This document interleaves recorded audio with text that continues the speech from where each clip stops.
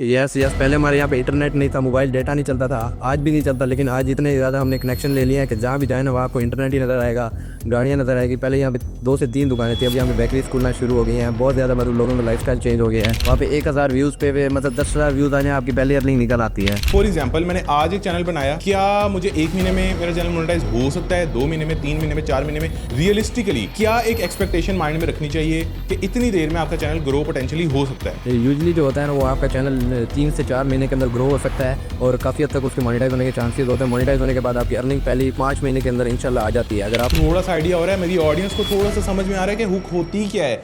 यानी आपने ऐसी सारी स्टोरी से इंपॉर्टेंट पॉइंटर्स उठा के आपने यहाँ पे डाल देने और कहना है कि ये आपको आगे पता चलेगा। So hello everyone, welcome back to our YouTube channel. आज का इंटरव्यू मैं जिसके साथ करने लगा हूँ वो सिर्फ एक 17 साल का बच्चा है और वो एक हाईएस्ट आरपीएम नीश के अंदर काम कर रहा है। अगर आप इस नीश के अंदर काम करते हैं तो सिर्फ और सिर्फ 10,000 व्यूज अगर आप ले लेते हैं पूरे महीने के अंदर, तो आपकी जो अर्निंग है वो $250 पाकिस्तानी रुपीस में बन सकती है, which is equivalent to around 70,000 PKR, वो भी सिर्फ 10,000 व्यूज के साथ। और 10,000 व्यूज इस नीश के अंदर लेना वाकई बच्चों का काम है। इस नीश के अंदर जो आरपीएम मिलता है वो अप टू $25 मिलता है, यानी 1000 व्यूज के ऊपर $25, विच इज एब्सोल्युटली अमेजिंग। तो ये नीश कौन सी है, आपके लिए करना क्या आसान रहेगा या मुश्किल रहेगा? मैंने इतने आसान वर्डिंग्स में ये सारी चीजें बीच में एक्सप्लेन की हैं कि किसी को भी मुश्किल नहीं होगी जब वो इस नीश के अंदर स्टार्ट करेगा।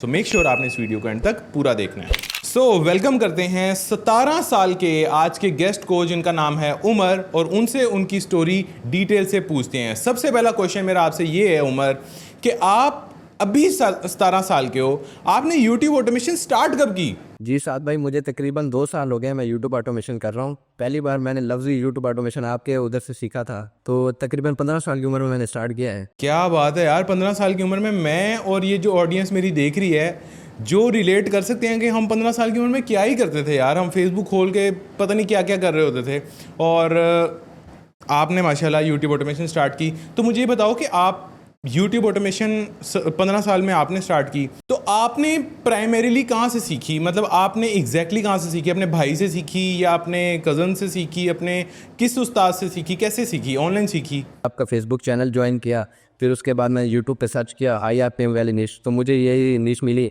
तो मैंने इसको बहुत ज़्यादा फोकस किया। तो आहिस्ता आहिस्ता करके ग्रो होते गए चैनल, और एक चैनल ने अच्छी खासी मतलब रीच पकड़ ली। तो मुझे समझ नहीं आया क्या हुआ, फिर मैंने भाई को बताया तो उसने कहा ये तो अब तकरीबन हो गया सिस्टम, अब तुम इसको आगे मज़ीद बढ़ाओ। तो मैंने मज़ीद चैनल्स बनाए। मैंने अपने भाई को सिखाया, उसकी उम्र 24 साल थी, वो पूछ रहा था कैसे किया, फिर अब वो चला रहा है। मेरे कज़न्स को मैंने सिखाया है।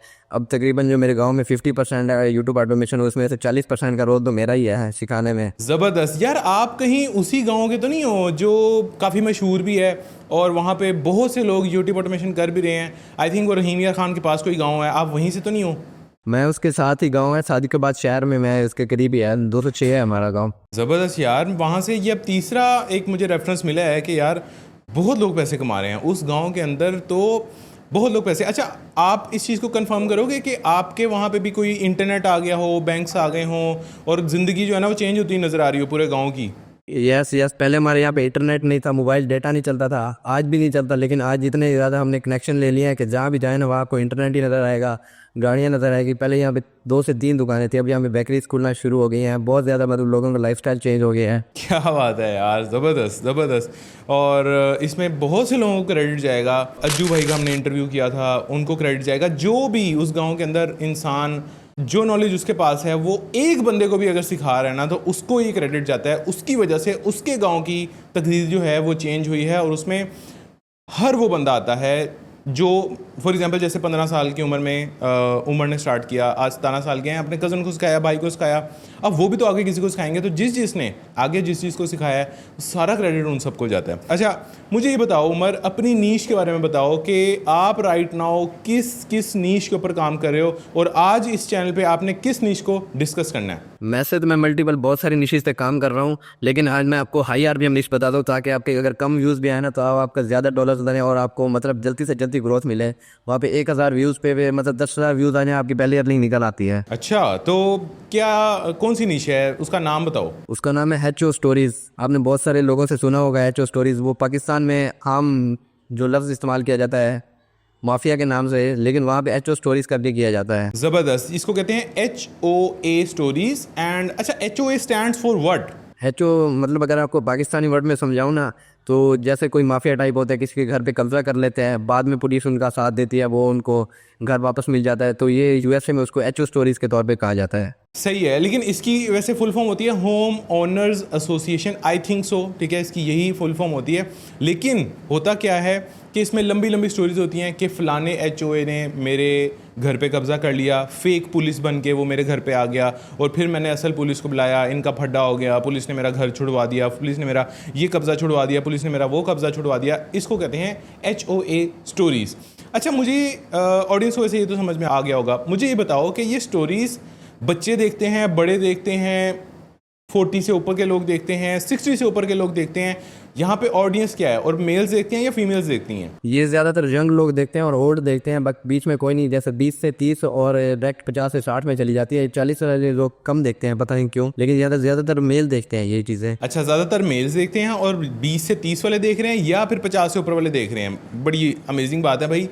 30 से 40 वालों को ऐसा क्या मसला है, या 30 से 50 वालों को ऐसा क्या मसला है, वो भी देख सकते हैं। लेकिन खैर, एनी हाउ, मुझे लगता है कि 50 से ऊपर वाली ऑडियंस ज़रा इसमें ज़्यादा इंटरेस्टेड होगी इस तरह की स्टोरीज सुनने में, लंबी लंबी स्टोरीज। अच्छा, ये कितनी को लंबी वीडियोस होती हैं, इनकी ड्यूरेशन यूजुअली क्या होती है? यूजुअली 15 से 1.5 घंटे के दरमियान होती है, लेकिन मैं 50 मिनट तक ज़्यादा से ज़्यादा हद रखता हूँ, क्योंकि वो एवरी व्यू ड्यूरेशन कम हो जाता है, फिर यूट्यूब एल्गोरिथम उसको कम पुश करता है। इसलिए मैं कहता हूँ अगर कम ही हो, RPM तो उतना ही बन रहा है, लेकिन ऑडियंस ज़्यादा आएगी तो ज़्यादा डॉलर्स बनेगा ना। ठीक है, यानी ऑन एवरेज 50 मिनट की, मैंने खुद भी जब देखी हैं तो ये 50 से 60 मिनट की ये वाली वीडियोस ज़रा ज़्यादा चलती हैं। अच्छा, मुझे कुछ कंपेटिटर चैनल्स बता सकते हो जहाँ पे मेरी ऑडियंस जाके भी एक दफ़ा देख ले कि ये चैनल्स किस तरह के हैं, किस तरह का काम हो रहा है, और कंपेटिटर्स बेसिकली कर क्या रहे हैं? कोई 2 से 3 कंपेटिटर्स के नाम आप ले सकते हो? जैसे HO स्टोरीज हो गया, उसके चैनल का नाम है, 1-2 आपको मैं स्क्रीनशॉट सेंड कर दूंगा, आप लगा लीजिएगा, और लिंक वगैरह आपको प्रोवाइड कर दूंगा, देख लें ये लोग। अच्छा उमर, यहाँ पे ना आपने एक मुझे छोटा सा क्लिप भी प्रोवाइड करना है जो मैं अटैच कर दूं, और मेरी ऑडियंस एक दफ़ा क्लिप को भी अंडरस्टैंड कर ले कि वीडियो प्रोडक्शन बेसिकली कैसी हो रही है। मैं आपको सबसे इंटरेस्टिंग पार्ट दूंगा हुक का, ताकि ऑडियंस को थोड़ा सा आइडिया हो कि किस तरह हुक होता है, और किस तरह आगे जाके ऑडियंस अगर कम भी हो जाए ना तो फ़र्क नहीं पड़ता, हुक में आपके सबसे पहले ऑडियंस को रोकना होता है। ठीक है, ये सारी चीज़ें में ना मैं आपसे वर्बली भी पूछूंगा, लेकिन ये एक छोटा सा क्लिप आपकी स्क्रीन पे चल रहा है, इसको आप जरा एक दफ़ा चेक कर लें। Grilling Sunday dinner when 3 fake cops in Halloween badges storm your property, threatening to seize your livestock and shut down the ranch that's अच्छा, मेरा एक क्वेश्चन है, मेरा क्वेश्चन ये है कि आप मुझे ये बताओ कि एक चैनल को ग्रो करने में इस नीश के अंदर टाइम कितना लगता है? यानी फॉर एग्जांपल, मैंने आज एक चैनल बनाया, क्या मुझे 1 महीने में मेरा चैनल मोनेटाइज हो सकता है, 2 महीने में, 3 महीने में, 4 महीने में? रियलिस्टिकली क्या एक एक्सपेक्टेशन माइंड में रखनी चाहिए कि इतनी देर में आपका चैनल ग्रो पोटेंशियली हो सकता है? यूजुअली जो होता है ना, वो आपका चैनल 3 से 4 महीने के अंदर ग्रो हो सकता है, और काफ़ी हद तक उसके मोनेटाइज होने के चांसेस होते हैं। मोनेटाइज होने के बाद आपकी अर्निंग पहले 5 महीने के अंदर इंशाल्लाह आ जाती है, अगर आप दिल लगाकर मेहनत से काम करें, डेली पोस्टिंग करें। अगर आप इन रेगुलर ना रहें तो आपकी अर्निंग आ सकती है। मेरी भी पहले इसी तरह आई थी, इन रेगुलर में रहता था, इस वजह से मेरा टाइम लगा। जब से मैं रेगुलर हुआ तब मेरे 3 से 4 महीने के अंदर चैनल ग्रो भी हो जाते हैं, और वो मोनेटाइज भी हो जाते हैं, और उन पे पहली अर्निंग 5 महीने के अंदर आ जाती है। अच्छा, यहाँ पे ना मैं एक डिस्क्लेमर भी दे दूं कि ये जो आपको एक चीज़ बताई जाती है ना कि ये इतनी देर में हो सकता है, ये ज़रूरी नहीं है कि जितने लोग ये वीडियो देख रहे हैं उन सबका इतनी देर में हो जाएगा। किसी का इससे जल्दी भी हो सकता है। जो क्विक लर्नर होगा, जो क्विक एक्शन टेकर होगा, जो स्मार्ट लर्नर होगा, वो इससे भी जल्दी कर सकता है। जो थोड़ा सा लेजी होगा, जो थोड़ा सा जो रिक्वायरमेंट है उस पर पूरा नहीं उतरेगा, उसका इससे बाद भी वो कहे कि यार मैं 5 मिनट की वीडियो डाल दूँ तो मेरा भी इतना हो जाए, एक बंदा 60 मिनट की वीडियो डाल रहा है, तो फ़र्क तो है ना। अच्छा उमर, यहाँ पे फ्रीक्वेंसी क्या चाहिए? क्या रोज़ की 1 वीडियो चाहिए, हफ्ते की 4-5 वीडियोस चाहिए, रोज़ की 2-3 वीडियोस चाहिए? आपकी वीडियोस की फ्रीक्वेंसी क्या है रोज़ की? आप हफ्ते में 5 वीडियो कर सकते हैं, अगर आप चैनल मोनेटाइज हो गया उसके बाद अर्निंग की तरफ है। अगर आपको भी मोनेटाइज करना है, मतलब सब्सक्राइबर लेने हैं, तो डेली के आप 1 करेंगे तो ज़्यादा बेस्ट रहेगा, लेकिन हफ्ते में कम से कम आप 5 वीडियो लाजमी पोस्ट करें। अच्छा, और आप कितनी डालते हो? अब आपका तो चैनल मोनेटाइज्ड है, तो अब आप कितनी रोज़ की वीडियोस डालते हो? मैं रोज़ की नहीं डालता, मैं वीकली 4 से 5 वीडियोस डालता हूँ। ज़्यादा से ज़्यादा मैं अगर करूँ तो 6 वीडियोस तक जाता हूँ, ज़्यादा नहीं डालता मैं। ठीक है। अच्छा, आपको वैसे यूजुअली अगर आपने एक वीडियो बनानी है तो उसको बनाने में टाइम कितना लगता है? टाइम बहुत कम टाइम लगता है, बस तकरीबन आधा घंटा या 1.5 घंटे, 1 घंटे से लेकर 1.5 घंटे तक का टाइम लगता है क्योंकि यहाँ में बहुत कम प्रोसेस होता है, सारा कुछ एआई यूज़ करके करना होता है, तो इसलिए। ठीक है, अभी हम सारा वीडियो प्रोडक्शन प्रोसेस भी समझेंगे कि कौन सा टूल यूज़ होता है, किस तरह से यूज़ होता है, कितनी कॉस्ट आती है, वो सारी चीज़ें अभी हम क्लियर करेंगे। लेकिन अभी मैं ना रफ आइडिया ले रहा हूँ ऑफ द नीश, ताकि आपको पता चल जाए। अच्छा, मुझे आरपीएम के बारे में भी क्लियरली बताओ कि आपको 60 मिनट की जो आपने वीडियोज़ डाली हैं उन पे आरपीएम कितना देखने को मिलता है यूजुअली? उन पे यूजली $20 से ज़्यादा होता है और 25 के दरमियान होता है।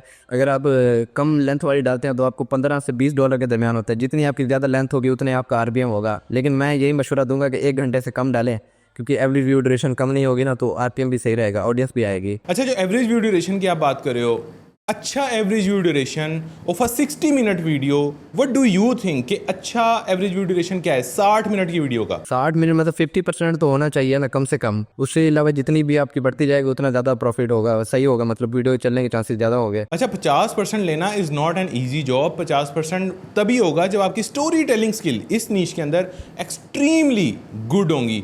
अच्छा, यहाँ पे मेरा एक ये क्वेश्चन आता है कि ये जो 60 मिनट की वीडियो है, इसके अंदर सिर्फ मैंने एक ही स्टोरी को डिस्कस करना है या मल्टीपल स्टोरीज मैंने इसके अंदर, यानी फलाने की एक स्टोरी है उसका कब्जा हो गया, दूसरे की एक स्टोरी है उस पर कब्जा हो गया, ये अलग अलग स्टोरीज होंगी इसके अंदर, 2-3 होंगी या एक ही स्टोरी होगी? पहले अगर आप शुरू में हैं तो आप 2-3 स्टोरी डाल सकते हैं, क्योंकि आपको बनाने में भी समझ नहीं आएगी। एक स्टोरी आप इतनी लंबी चला नहीं सकते। जैसे आप एक्सपर्ट होते जाएंगे ना, तो फिर आप एक स्टोरी को भी 60 मिनट तक लेके जा सकते हैं। अभी मैं खुद एक स्टोरी को तकरीबन 60 से 50 मिनट तक लेके जाता हूँ। पहले मैं 3-4 चलाता था। अच्छा, तो डिफरेंस क्या देखने को मिला आपको? क्या 3-4 जब आपने स्टोरीज डाली एक वीडियो के अंदर, उस पर भी अच्छे रिजल्ट्स मिल रहे थे? जब आपने एक वीडियो के अंदर एक स्टोरी डाली उस पर भी अच्छे रिजल्ट मिल रहे हैं, या इन दोनों में कोई डिफरेंस है? इन दोनों में डिफरेंट है। अगर आप दूसरी स्टोरी चला देते हैं ना, फिर वो जो लोग होते हैं वो कहते हैं अच्छा ये खत्म हो गया, अब ये कोई नहीं आ रही है, तो वो उसको स्किप करके चले जाते हैं। लेकिन जब एक ही स्टोरी होते हैं वो इसके साथ जुड़े रहते हैं और एंड तक जाते हैं, तकरीबन 60% तक तो वो लाजमी देखते हैं। उसके आगे अगर वो नहीं देखते तो ये होता है। तकरीबन एक वीडियो बेस्ट होती है, मतलब अगर 3 स्टोरीज होंगी तो वो ऑडियंस चली जाती है एक स्टोरी देख के। नाइस नाइस, ये ऐसी इन्फॉर्मेशन है। तो यार, अगर एक बिगिनर जो बिल्कुल इसने अभी चैनल बनाना है, अगर वो एक ही स्टोरी से काम स्टार्ट कर दे, डोंट यू थिंक कि उसको ऐसे ही कर लेना चाहिए? फिर उसको फिर वो लेंथ कम कर लेनी चाहिए ना। पहले 20 से 25 मिनट की बनाए, बाद में फिर ऐसे चलता जाए, वो स्टोरी की टेलिंग इंप्रूव करे, अपनी जो है पिक्चर्स वगैरह, वीडियो वगैरह क्वालिटी इंप्रूव करे। हाँ, ये इन्होंने इंपॉर्टेंट बात बताई है कि अगर एक बिगिनर है, फिर आप 60 मिनट को एम ही ना करें, आप 20-25 मिनट पे चले जाएं, लेकिन एक स्टोरी पे काम करें। अगर आपने 60 मिनट पे जाना है, फिर आप 2-3 स्टोरीज पे काम कर लें ताकि रिटेंशन बनी रहे। लेकिन 60 मिनट की एक ही स्टोरी के ऊपर आपने सिर्फ तब जाना है जब आपकी स्किल्स पॉलिश हो जाएं, जब आपकी स्टोरी टेलिंग स्किल बहुत अच्छी हो जाए, जब आपकी वीडियो में इंगेज करने की जो स्किल है वो बहुत अच्छी हो जाए। ये बड़ी इन्होंने इंपॉर्टेंट बात बताई है, and I would appreciate it. ये बिल्कुल इन्होंने सही बोला है। अच्छा, अब आते हैं हम वीडियो प्रोडक्शन पे। सबसे पहली चीज़ उसके अंदर आती है आइडिया। अब मैंने आइडिया कहाँ से लेना है? कल मैंने वीडियो अपलोड कौन सी करनी है, उसका आइडिया मेरे पास कैसे आएगा? मैं ज़्यादातर जो है ना वो गूगल वगैरह से लेता हूँ। क्या कि रियल स्टोरी हो, जो लोगों को पता हो, वो सर्च करते हैं, सर्च से ज़्यादातर आते हैं। जैसे अभी कोई यूएसए में वाक़या हो गया किसी के घर के साथ, तो वो सर्च करेंगे, इसलिए मैं सर्च बेस से ज़्यादा लेता हूँ गूगल से। लेकिन मैं कभी कभी अपने कॉम्पिटिटर की भी उठा लेता हूँ, उसकी वीडियोज़ भी। ज़्यादातर मैं गूगल के ये स्टोरीज़ है ये यूज़ करता हूँ। अच्छा, गूगल पे जाके मैं कैसे सर्च करूँ? क्या सर्च करोगे आप? क्या आपको पता चल जाएगा कि यूएस में कोई ऐसा वाक़या हुआ है या नहीं? आप ये रिपीट वगैरह हो गया, इन पे आप जैसे क्वेश्चन होते हैं, ये मैं ज़्यादातर यूज़ करता हूँ, क्योंकि लोग पूछते हैं ना कि आज यहाँ पे ये स्टोरी हुई है, उसके बारे में कोई बताए, तो फिर मैं उसको डिटेल से देखता हूँ, फिर उसको समझता हूँ, फिर मैं कहता हूँ ये चलने वाली है, ये नहीं चलने वाली। तो मैं ज़्यादातर रिपीट से उठाता हूँ। अच्छा, ये जो वर्ड बोल रहे हैं बेसिकली ये रेडिट बोलना चाह रहे हैं कि मैं रेडिट से उठाता हूँ। अच्छा, रेडिट पे जाके आप क्या सर्च करते हो, ये भी बताओ। रेडिट में सर्च करता हूँ कि क्या क्राइम वगैरह सर्च हो गए, या उसके अलावा हाउसिंग के वगैरह सर्च हो गए रिलेटिव, तो मैं वो सर्च करता हूँ। मुझे स्टोरीज मिलती हैं, पहले कोई आम स्टोरीज मिलती हैं, घर में ये हो रहा है वो हो रहा है, बाद में जाके मुझे नीचे जाके स्टोरीज मिलती है, ऐसा जो मेरे काम की होती है। ठीक है ठीक है, या तो आपने रेडिट से जाके उठानी है, रेडिट पे जाके हाउसिंग सर्च करना है, क्राइम सर्च करना है, और जिसके अंदर ये माफिया वाली चीज़ इन्वॉल्व होगी वो आपकी कैटेगरी की चीज़ होगी। अच्छा, ऐसा होता है कि रेडिट पे जो स्टोरी पड़ी हुई है वो एग्जैक्टली यूट्यूब पे यूज़ होती हो, या वहाँ से कॉन्टेक्स्ट लेना है और उसको फिर आपने जीपीटी से थोड़ा सा ट्यून करवाना है, या लंबा करवाना है, छोटा करवाना है, फिर जाके आपका पूरा एक स्क्रिप्ट तैयार होता है? यस, वहाँ पे सिर्फ थोड़ा सा बताया होता है कि आज यहाँ पे ये सीन हो गया है, तो वो मैं सिर्फ उसका टाइटल वगैरह देखता हूँ, फिर उसको चैट जीपीटी पे लेके जाता हूँ, फिर वो लंबी स्क्रिप्ट बनाता है। उसके अलावा से मुझे बताता है कि यहाँ पे ये इंपॉर्टेंट सीन है, इसको आप कुक के तौर पे कर सकते हैं। मैं उससे फिर स्टोरी इनहेंस कराता हूँ, हर चीज़ ओके कराता हूँ, उसके बाद मैं स्टोरी को लेके जाता हूँ वीडियो की तरफ। ठीक है, फिलहाल अभी टॉपिक सिलेक्शन पे रहते हैं। टॉपिक सिलेक्शन का मुझे ये समझ में आया है कि रेडिट पे जाना है, रेडिट पे जाके जो स्टोरीज हाईलाइट हुई हैं या जो स्टोरीज जिन पे सबसे ज़्यादा इंगेजमेंट है, आपने उनके टॉपिक्स उठा लेने हैं। टॉपिक्स उठा के आपने चैट जीपीटी पे आना है, जीपीटी से आपने ऑल टुगेदर नए तरीके से एक स्क्रिप्ट निकलवाना है। अच्छा, यहाँ से मुझे ये भी समझ में आ रहा है कि ये जो स्टोरीज हैं ये फिक्शनल है। फिक्शनल मतलब ये फर्जी हैं, ये खुद ही सोची हुई हैं, ये रियलिटी बेस्ड नहीं है। क्या ये मतलब ऐसे ही है? यस, ये रियलिटी बेस्ड नहीं है, थोड़ी सी इनमें रियलिटी होती है, ज़्यादातर ये खुद से बनाई होती है। ठीक है, और ज़रूरी नहीं है कि आप मतलब आपने क्या करना है रियलिटी का, ये एक फिक्शनल स्टोरी ही है। आप डिस्क्लेमर में डाल दो कि ये एक फिक्शनल स्टोरी है अपनी वीडियो की उसके अंदर, और आपको कोई मसला नहीं है। मतलब यूट्यूब आपको कोई मसला नहीं करेगा कि ये फिक्शनल स्टोरी होनी चाहिए या ये रियलिटी बेस्ड होनी चाहिए, इसमें कोई मसले वाली बात नहीं है। तो फिक्शन को ही हम लेके चलते हैं कि हमने फिक्शन बेस्ड ही स्टोरी बनानी है। अच्छा, अब स्क्रिप्ट को थोड़ा सा डिटेल से मुझे बताओ, कितने वर्ड्स का स्क्रिप्ट होगा? 60 मिनट की वीडियो का ऑन एवरेज कितने वर्ड्स का स्क्रिप्ट होता है? और इसको निकलवाते आप चैट जीपीटी से हो, ग्रॉक से हो, किस टूल से निकलवाते हो? भाई ये जो होता है, मैं इसके वर्ड वगैरह गिन नहीं सकता, इतने बहुत ज़्यादा वर्ड्स होते हैं। ये मैं ज़्यादातर इसका चैट जीपीटी यूज़ करता हूँ, क्योंकि ना वो स्टोरी को हर चीज़ को इनहेंस करता है, बताता है कि यहाँ पे वॉइस आप ये यूज़ कर लें और इस तरीके से अगर बोलेंगे तो ऑडियंस इंगेज होगी। तो मैं चैट जीपीटी ज़्यादातर यूज़ करता हूँ। वैसे वर्ड्स इतने होते हैं कि मैं गिन नहीं सकता, तो इसलिए मैं कभी आते गिने नहीं है वर्ड्स। अच्छा, वैसे गिनने की जरूरत नहीं है, आप टोटल को कॉपी करके ऑनलाइन कोई वर्ड काउंटर में पेस्ट कर दोगे ना, वो हमें टोटल नंबर ऑफ वर्ड्स बता देता है। चलो कोई मसला नहीं है, वो उसका कोई इशू नहीं है, हमें ये पता है कि 60 मिनट का स्क्रिप्ट बनाना है। अच्छा, अब हुक कैसे डिज़ाइन आप करते हो? हुक में ऐसा क्या बोलते हो, कितने मिनट की हुक है? अगर 60 मिनट की वीडियो है तो उसमें से कितने मिनट आप फोकस करोगे सिर्फ हुक करने में, ऑडियंस को सस्पेंस बिल्ड करने में? आप टोटल शुरू के 1 मिनट, 2 मिनट, 3 मिनट, कितने मिनट होते हैं जो आप सिर्फ हुक में लगाते हो अपने? मैं यूजुअली यूज़ करता हूँ तकरीबन 3 से 4 मिनट या ज़्यादा से ज़्यादा 5 मिनट कर लेता हूँ, ताकि ऑडियंस का जो सस्पेंशन है वो बना रहे। कभी कभी मैं 2 मिनट भी यूज़ कर लेता हूँ जब मुझे पता है कि ये स्टोरी इतनी नहीं चल सकती, इसलिए मैं हुक थोड़ा कम कर देता हूँ ताकि ऑडियंस बढ़े। तो मैं यूजुअली 3 से 4 मिनट कर लगता हूँ। ठीक है, और 3 से 4 मिनट के अंदर क्या चीज़ें लोगों को जहन में रखनी चाहिए? कोई एक स्टोरी की एग्जांपल दे सकते हो पाकिस्तानी किसी स्टोरी से रिलेट करके? फॉर एग्जांपल, किसी के दफ्तर पे छापा पड़ गया, या किसी के दफ्तर पे या किसी की ज़मीन पे, ओवरसीज़ पाकिस्तानी की ज़मीन पे किसी माफिया ने कब्ज़ा कर लिया। अब आप इसकी किस तरह से हुक बनाओगे कि मैं इसको 60 मिनट तक देखूं? मैं शुरू में इस तरह कहूँगा कि अचानक से आज सुबह ऐसा हो गया कि आपको इसके बारे में सोच भी नहीं सकते, या आपको ख्याल करना भी मुश्किल है, तो वो 20 से 1 मिनट तक वो चली जाएगी। उसके बाद मैं कहूँगा कि ये सीन हुआ, एक माफिया वाले आए, असल माफिया नहीं थे, वो रियल माफिया नहीं थे। आपको आगे जाके स्टोरी में ये मज़ीद पता लगेगा वो किसका घर था, वो घर वाला कहाँ था, ये वो। ये देखो, ये थोड़ा सा आइडिया हो रहा है, मेरी ऑडियंस को थोड़ा सा समझ में आ रहा है कि हुक होती क्या है। यानी आपने ऐसी सारी स्टोरी से इंपॉर्टेंट पॉइंटर्स उठा के आपने यहाँ पे डाल देने और कहना है कि ये आपको आगे पता चलेगा। तो फिर एक सस्पेंस बिल्ड होगा कि यार अच्छा किसका घर था, अच्छा वो बंदा इतना क्यों इंपॉर्टेंट था, वो बंदे ने फिर कब्ज़ा कैसे छुड़वाया, उन लोगों को ऐसी क्या सज़ा हुई कि उनके जो और भी जितने रेफरेंस में लोग थे उन सब ने ये काम छोड़ दिया। मतलब ये देखें ना, मतलब थोड़ा सा सस्पेंस अगर आप बिल्ड करेंगे तभी स्टोरी को वो एंड तक देखेंगे। और सबसे इंपॉर्टेंट जो है ना, वो उस स्टोरी का सब्जेक्टिव पर्सन है। एचओए तो हर स्टोरी में आना ही आना है, वो हर कंपेटिटर एचओए की स्टोरी तो बना ही रहा है कि उन्होंने कब्जा किया, ये तो सबको पता है।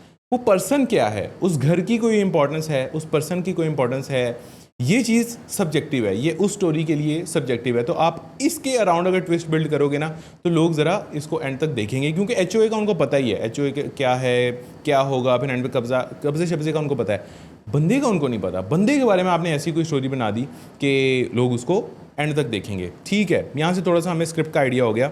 अच्छा, री हुक्स का एक कॉन्सेप्ट होता है, यानी आपने जब इतनी लंबी स्टोरी बनानी है ना, तो आपने एक तो शुरू में हुक करना है, फिर आपने री हुक भी करना है। तो आपको इसके बारे में थोड़ा सा कॉन्शियसली, मतलब आप इसको ख्याल में रखते हो कि मैंने री हुक भी करना है अपनी ऑडियंस को, और वो अगर आप करते हो तो मेरी ऑडियंस को भी समझाओ री हुक्स क्या होती हैं। री हुक ये होता है कि मैं पहले उस पर्सन के बारे में इन्फॉर्म कर देता हूँ कि ये वो पर्सन था, इस वजह से हुआ है, लेकिन वो एग्जैक्ट जगह कौन सी थी, वो क्यों हुआ है, वो जगह पे अगर मौजूद क्यों नहीं था, उसकी गैर मौजूदगी में कौन से माफिया आए, तो माफिया के बाद में बताता हूँ पर्सन पे ऐसे, फिर पर्सन के बाद माफिया की तरफ हुक जाता है।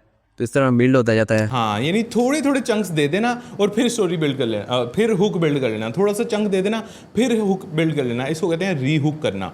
और फिर उसको ये भी लगता है कि हाँ यार ये कुछ तो बता रहा है, और ये भी लगता है अच्छा भी कुछ रहता है, तो इसको कहते हैं री हुक करना। ये स्टोरी बेस्ड जो कंटेंट है ना, उसके अंदर बहुत ज़्यादा इंपॉर्टेंट है।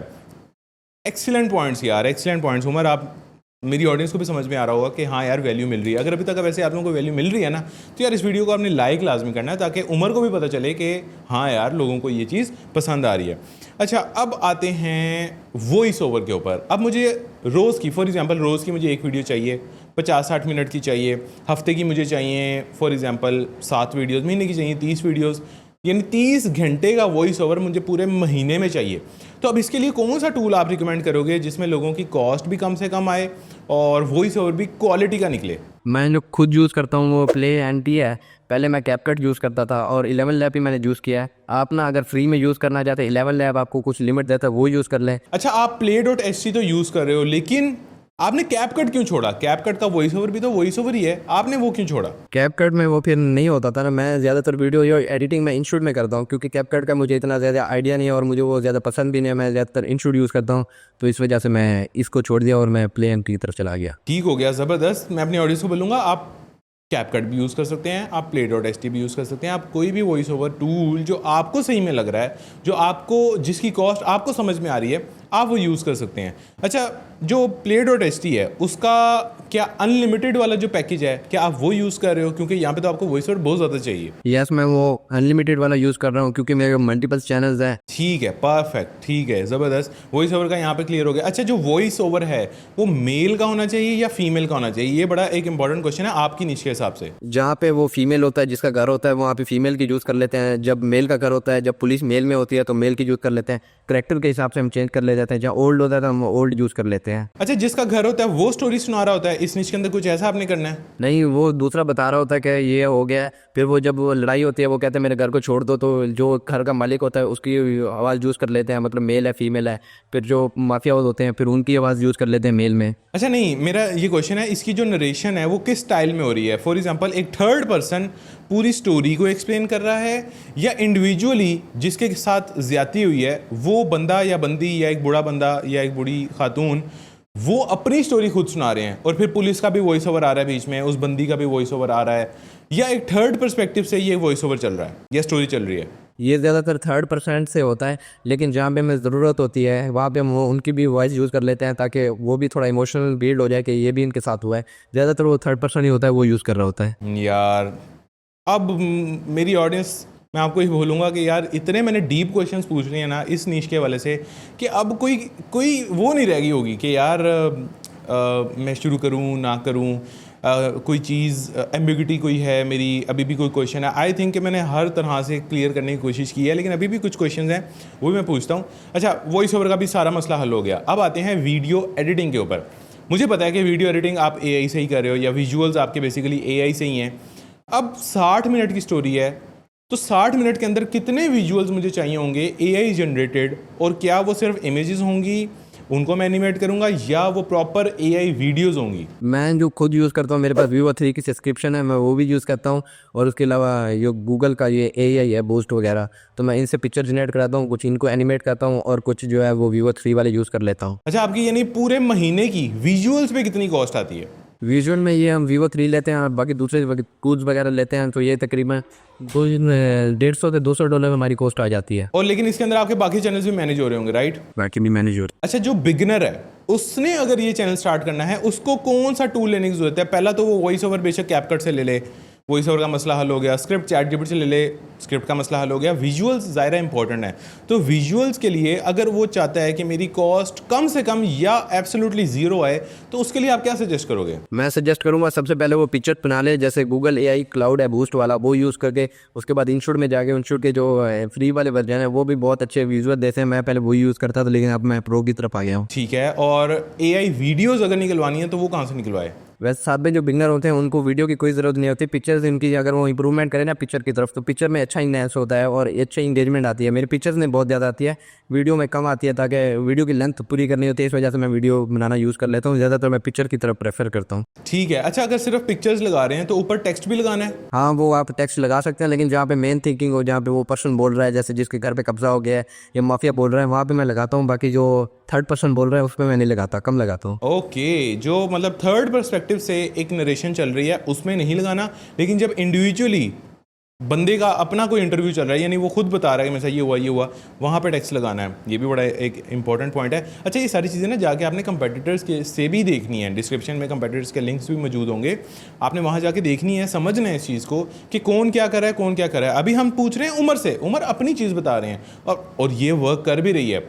आपने बाकियों को भी जाके देखना है और फिर आपने अपनी एक स्ट्रेटजी डेवलप करनी है कि मैंने क्या करना है और क्या नहीं करना। जी साथ भाई, मैं आपको प्रूफ के तौर पे अपने स्क्रीनशॉट भी दिखा सकता हूँ। पहले जब मैं स्टार्ट किया था तो मुझे बहुत कम अर्निंग होती थी, ना होने के बराबर थी, लेकिन अब मैं आपको दिखा सकता हूँ बहुत अच्छी खासी अर्निंग हो रही है। जब से मैंने पिक्चर्स को एनिमेट करना शुरू किया, मतलब हाई क्वालिटी पे लेके गया हूँ, तो यही होता है, शुरू में कम आते हैं, बाद में ज़्यादा होती जाती है। अभी हम अर्निंग की तरफ भी आएंगे, लेकिन उससे पहले ना थंबनेल का मुझे थोड़ा सा क्लियर कर दो कि थंबनेल्स जो हैं वो आप किस तरह के बना रहे हो। कुछ 2-3 थंबनेल्स एक तो हमें दे दो, ठीक है, हम अपनी स्क्रीन के राइट साइड पे चला देते हैं ताकि हमारी ऑडियंस देख ले कि थंबनेल्स किस लेवल के हैं। दूसरा एक्सप्लेन भी कर दो कि ये बनते कैसे हैं, कौन सा टूल यूज़ करते हो, कितना टाइम लगता है एक थंबनेल बनाने में। मैं ये ज़्यादातर पिक्सल लैब यूज़ करता हूँ क्योंकि वहाँ पे ना कम टाइम लगता है। इसमें ज़्यादा थंबनेल में ज़्यादा फोकस रखने की ज़रूरत नहीं होती।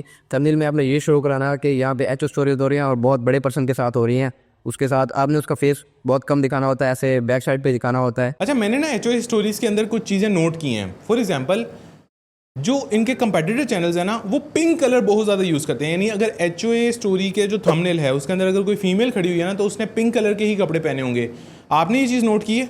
यस, मैं ये नोट किया है। पहले मैं ऐसे ही बना देता था, लेकिन अब मैं कलर्स पे भी बहुत ज़्यादा फोकस करता हूँ। हाँ, अच्छा, एक चीज़ मैंने ये नोट किया है कि फीमेल्स जो भी आएंगी ना, वो पिंक कलर उन्होंने एज अ ड्रेस उनका पिंक कलर है। लेकिन एक दूसरी चीज़ भी मैंने नोट किया है कि पुलिस खड़ी होगी या एफआई कौन सा जो भी उनकी एजेंसी है वो खड़े होंगे, और वो बैक साइड से उनकी शर्ट के पीछे लिखा होगा पुलिस या कुछ भी, मतलब बैक साइड पे एक बंदा खड़ा होगा और बैक पे उनका कोई ना कोई लेबल लगा होगा। आपने ये चीज़ नोट की है? यस, मैंने ये पहले शुरू में नोट कर ली थी, इस वजह से मैंने उनके यूनिफॉर्म में कन्फर्म लिखा होता है कि ये पुलिस है, ताकि लोगों को आइडिया हो कि इसके साथ ना ये हो गया। हाँ, ये 2 टिप्स हैं जो मैं इस नीश के हवाले से मैं पर्सनली भी जानता हूँ और मैं आप लोगों को बोलूँगा भी कि एक तो जहाँ पे फीमेल्स हों वहाँ पे पिंक कलर यूज़ करें उनके कपड़ों में। दूसरा, मैं एक रेफरेंस के तौर पे यहाँ पे एक थंबनेल ऐड कर लेता हूँ। ये देखें, ये जो बंदा है ना, ये बैक साइड से नज़र आ रहा है और इसके बैक साइड पे, शर्ट के बैक पे इसकी एजेंसी का कोई नाम लिखा हुआ है। ये चीज़ ज़रा ज़्यादा वर्क करती है इस नीश के थंबनेल्स के अंदर। ठीक हो गया, यहाँ तक सारी चीज़ें मुझे क्लियर हो गई हैं इस नीश के वाले से। बहुत ज़्यादा वैल्यू मेरी ऑडियंस को मिल गई होगी, आई होप सो। मैंने कोशिश तो की है। दूसरा, मुझे आपके कमेंट्स पढ़ के पता चलेगा। आप अभी कमेंट करें कि हाँ यार साद भाई ऑल क्लियर, ठीक है। ऑल क्लियर का अगर कमेंट्स ज़्यादा सारे आएंगे तो मुझे पता लगेगा कि यार आप लोगों को मेरे क्वेश्चंस बेसिकली अच्छे लग रहे हैं, जिसकी वजह से फिर वो आंसर्स आ रहे हैं और आप लोगों को क्लैरिटी मिल रही है। ठीक है, अब आते हैं हम अर्निंग के ऊपर। मुझे ये बताओ, बाकी चैनल्स को फ़िलहाल अभी छोड़ देते हैं, इस चैनल से आपकी राइट नाउ कितनी को अर्निंग हो रही है और इसमें कोई आपकी टीम भी है या सारा काम आप खुद ही कर रहे हो? राइट नाउ मेरे एक चैनल पे तकरीबन कम से कम 200 से 250 से 300 डॉलर तक अर्निंग आ जाती है। वैसे मेरी टीम्स हैं, मैं ज़्यादातर ना एआई यूज़ करता हूँ, तो मुझे काम में ज़्यादा टाइम नहीं लगता। लैपटॉप वगैरह मैं उन पर प्रोसेस करके रख देता हूँ, वो क्रिएट हो जाती है, फिर मैं उनके बाद उसको पोस्ट कर देता हूँ। तो टीम भी है, मैं खुद ही इंडिविजुअल यूज़ करता हूँ। अच्छा, अगर उमर हम वैसे हिसाब लगाएं, अगर मुझे 15,000 व्यूज़ भी आए ना पूरे महीने के, तो यार ये तो $300 बन जाते हैं, राइट, यही चीज़ है ना, मैं इसलिए ज़्यादा लेंथ की तरफ जाता हूँ। अगर बड़ी लेंथ वाली होंगी तो आरपीएम उनका ज़्यादा होता है। और यार 15,000 व्यूज़ लेना कोई बड़ी बात नहीं है। 15,000 व्यूज़ आपको एक वीडियो पे नहीं चाहिए, ओवरऑल पूरे 30 दिन में चाहिए, जिसके अंदर आपकी पुरानी वीडियोस पे भी व्यूज़ आते हैं, आपकी करंट वीडियोस पे भी व्यूज़ आ रहे होते हैं, सर्च से भी आ रहे होते हैं, ब्राउज़र से भी आ रहे होते हैं। तो 15,000 का मतलब है $300 की अर्निंग, और ये भी 17 साल के बच्चे हैं यार। और मुझे पक्का पता है कि अगर इस नीश के अंदर ये कंसिस्टेंटली और थोड़ी सी एफर्ट करेंगे ना, थोड़ा सा और काम करते चले जाएंगे, तो यार 15,000 से व्यूज़ इनके ऊपर नहीं जाएंगे। मुझे आप ये बताएं, 15,000 पे अड़ ही जाएंगे कि 15,000 ही व्यूज़ हैं। 50,000, 60,000, 1 लाख व्यूज़ लेना कोई बड़ी बात नहीं है। और 1 लाख व्यूज़ पे फॉर एग्जाम्पल $20 आरपीएम के साथ कितनी अर्निंग बनती है, ये मुझे ज़रा कमेंट करके आप लोग बताएं, ताकि मुझे पता चले कि आप लोगों को अर्निंग कैलकुलेट करनी आती भी है या नहीं आती। So that was all for today. I hope कि आपको ये इंटरव्यू पसंद आया होगा। बड़ी तफसील से आपके भाई ने क्वेश्चंस किए हैं। अगर ये अच्छा लगा है मुझे लाजमी बताना, ताकि मुझे भी पता चले कि यार कितने लोगों की ज़िंदगी में कोई मैं जेन्युइनली एक इम्पैक्ट डाल पा रहा हूँ। ऑल्सो अगर आप यूट्यूब ऑटोमेशन बिजनेस के अंदर इंटरेस्टेड हैं, उसको सीखना चाहते हैं, तो ऊपर टॉप राइट कॉर्नर पे आपको हमारी टीम का व्हाट्सएप नंबर नज़र आ रहा है। इधर व्हाट्सएप करें, इनसे पूछें कि हम ये चीज़ कैसे सीख सकते हैं स्टेप बाय स्टेप। सो अगर ये वीडियो पसंद आई है, इसको लाइक लाजमी करें और चैनल को सब्सक्राइब करके बेल आइकन प्रेस कर लें, ताकि आने वाले ऐसे इंटरव्यूज़ आपसे मिस ना हो सके। मिलते हैं इंशाल्लाह अगले इंटरव्यू में, तब तक के लिए अल्लाह हाफिज़।